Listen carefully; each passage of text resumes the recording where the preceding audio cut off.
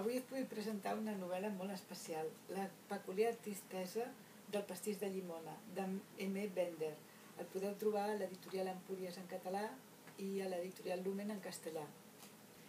És una novel·la especial per com està construïda, perquè la narració no és lineal, sinó que va fent salts endavant i endarrere, i a més per l'argument.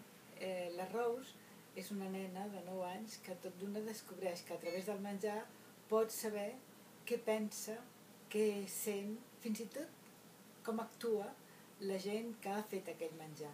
A través del menjar va descobrint moltes coses de la seva família, moltes coses que no són precisament plaents, i va descobrint la desfeta de la seva família. Va descobrint que la seva mare és una dona insatisfeta, que té una aventura, que el seu pare és un home que els estima però que és incapaç de demostrar-ho, que té una dificultat, per exemple, per entrar als hospitals, i que el germà és molt estrany, li passa alguna cosa. Finalment, realment li passa, i molt greu.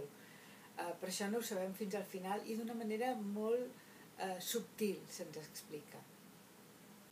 És un llibre càlid i un llibre que té moments divertits, però és un llibre molt trist perquè en realitat parla de la desfeta d'una família i sobretot parla de la soledat de les persones fins i tot a dins d'una família.